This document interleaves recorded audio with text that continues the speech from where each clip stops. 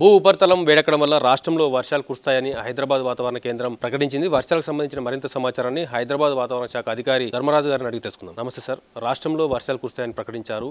ఏ జిల్లాల్లో ఈ వర్షాల ప్రభావం అధికంగా ఉండే అవకాశం ఉందంటారు? ముఖ్యంగా చూసుకున్నట్లయితే నిన్న ఛత్తీస్గఢ్లో ఏర్పడినటువంటి ద్రోణి ప్రభావం ఏదైతే ఉందో ప్రస్తుతం ఈ ద్రోణి ఛత్తీస్గఢ్ మీద నుంచి మరత్వాడ వరకు, అట్లాగే మరత్వాడ నుంచి తమిళనాడు వరకు కూడా ప్రస్తుతం కొనసాగుతుంది. ఒక విధంగా చూసుకున్నట్లయితే ఉత్తర దక్షిణ దిశగా ఇది మన తెలంగాణ రాష్ట్రం నుంచి దగ్గరలో కొనసాగడం వల్ల మనకి రాగల 4 రోజులు కూడా మనకి తేలికపాటి వర్ష సూచన అయితే కనిపిస్తుంది.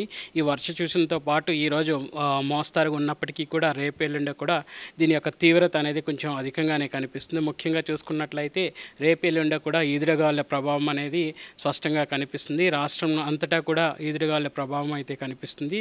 ముఖ్యంగా ఉత్తర అలాగే పశ్చిమ జిల్లాలుగా ఉన్నటువంటి తెలంగాణలో సుమారు రేపు 7 జిల్లాలకు అలాగే ఎల్లుండ 13 జిల్లాలకు కూడా ఈ యొక్క ఆరెంజ్ కలర్ వార్నింగ్స్ కూడా ఇవ్వడం జరిగింది. ముఖ్యంగా గాలి వేగం అనేది 40 నుంచి 50 కిలోమీటర్ల మేర వీచే అవకాశంతో పాటు వడగండ్ల వాన కూడా కురిసే అవకాశం అయితే కనిపిస్తుంది. అలాగే తేలికపాటి వర్షం కూడా ఉరుముల మెరుపులతో కూడినటువంటి వాతావరణం నెలకొల్పింది. ఉరుముల మెరుపులతో కూడినటువంటి వర్షాలు కురుస్తాయని చెప్తాను కంటే రేపు ఎల్లుండి అయినా తర్వాత రోజుల్లో వాతావరణ పరిస్థితులు ఏ విధంగా ఉండే అవకాశం ఉందంటారు? ముఖ్యంగా చూసుకున్నట్లయితే రేపు ఎల్లుండి కూడా ఈ యొక్క వర్ష తీవ్రత కానీ ఉరుముల మెరుపుల తీవ్రత కానీ ఎక్కువగా కనిపిస్తుంది.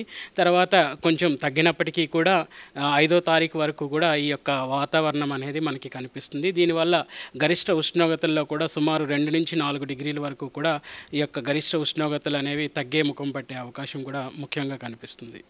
భూ ఉపరితలం వేయడంతో పాటు ద్రోణ ప్రభావంతో వర్షాలు కురుస్తాయని అంటున్నారు కదా, ఈ వర్షాలు పెరిగే అవకాశం ఉందంటారా, తగ్గుముఖం పట్టే అవకాశం ఉందంటారా? ప్రస్తుతం కనుక చూసుకున్నట్లయితే ఈ యొక్క వర్షపాతం అనేది మోస్తారుగా ఉన్నప్పటికీ కూడా ఈదురుగాలుల ప్రభావం కానీ అదే వడగడ్ల వాన కానీ చూసుకున్నట్లయితే ముఖ్యంగా ఉత్తర తెలంగాణ జిల్లాల్లో ఉన్నటువంటి జిల్లాలకు రేపు హెచ్చరికలు అయితే జారీ చేయడం జరిగింది. ఈ యొక్క హెచ్చరికలతో పాటు వడగండ్ల వాన కూడా వచ్చే అవకాశం అయితే కనిపిస్తుంది. అలాగే ఎల్లుండ వచ్చేసరికి సుమారు 3వ తారీఖున కూడా చూసుకున్నట్లయితే అటు ఉత్తర అలాగే పశ్చిమ జిల్లాలకు ఉన్నటువంటి సుమారు 13 జిల్లాలకు కూడా ఈ యొక్క ఆరెంజ్ కలర్ అనేది ఈ యొక్క వడగండ్ల వానకు సంబంధించినటువంటి ఆరెంజ్ హెచ్చరికలు కూడా జారీ చేయడం జరిగింది.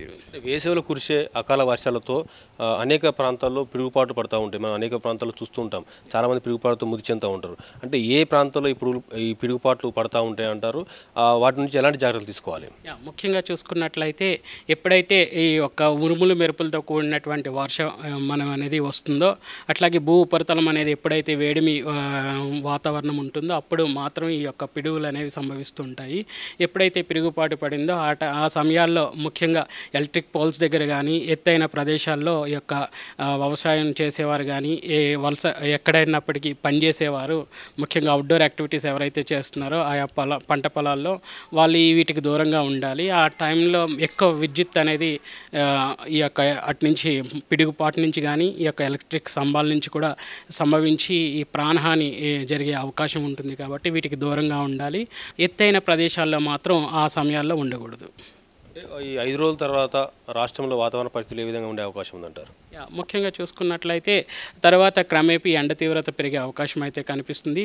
మనకి ఎక్స్టెండెడ్ రేంజ్ ఫోర్కాస్ట్ కూడా ఏప్రిల్ టు జూన్ వరకు కూడా వచ్చినటువంటి నివేదిక ప్రకారం కూడా సాధారణ స్థాయిలో కొనసాగినప్పటికీ గరిష్టంగా ఉష్ణ తీవ్రత నమోదయ్యే అవకాశాలు కూడా ఎక్కువ కనిపిస్తున్నాయి. అంటే ఏ జిల్లాలో ఈ ఉష్ణ తీవ్రత అధికంగా ఉండే అవకాశం ఉందంటారు? ముఖ్యంగా చూసుకున్నట్లయితే తెలంగాణ రాష్ట్రం అంతటా కూడా ఈ యొక్క ఉష్ణ తీవ్రత పగలి యొక్క ఎండ తీవ్రత అధికంగాను అలాగే రాత్రిపూట కనిష్ట ఉష్ణోగ్రతల తీవ్రత కూడా అధికంగా ఉండే అవకాశాలు అయితే ఉన్నాయి. 4 నుంచి 5 రోజులు ఎండ తీవ్రత అయితే అధికంగా ఉండే రోజులుగా ఈ యొక్క ఏప్రిల్లో గుర్తించడం కూడా జరిగింది. ఏ తేదీలను మీరు గుర్తించిన పరిస్థితి సార్? ముఖ్యంగా ఈ యొక్క సర్వసాధారణంగా చూసుకున్నట్లయితే ఎండ తీవ్రత అధికంగా ఏప్రిల్ మే అనగానే అధికమైనటువంటి ఎండ తీవ్రత అనేది నమోదయ్యే అవకాశాలు అయితే ఉన్నాయి. ఈవెన్ మార్చిలో కూడా చూసాం మనం ఆల్మోస్ట్ 41 నుంచి 42 మధ్య ప్రాంతంలో ఈ యొక్క ఎండ తీవ్రత నమోదవడం కూడా జరిగింది. ఏప్రిల్ అనగానే ఇక అధికమైనటువంటి ఉష్ణ తీవ్రత కూడా నమోదయ్యే అవకాశాలు అయితే ఉన్నాయి. కాబట్టి కంటిన్యూగా ఈ యొక్క ఎండ తీవ్రత అనేది కొనసాగే అవకాశాలు అయితే ఎక్కువ కనిపిస్తున్నాయి. ధన్యవాదాలు సార్. ఇది వాతావరణ శాఖ అధికారి ధర్మరాజు గారు చెప్తుంది. భూ ఉపరితలం వేయడంతో పాటు ద్రోణుల ప్రభావంతో రాష్ట్రంలో వర్షాలు కురుస్తాయైతే చెప్పారు. అయితే రేపు ఎల్లుండి వర్షాల తీవ్రత ఎక్కువగా ఉండే అవకాశం ఉందంటున్నారు.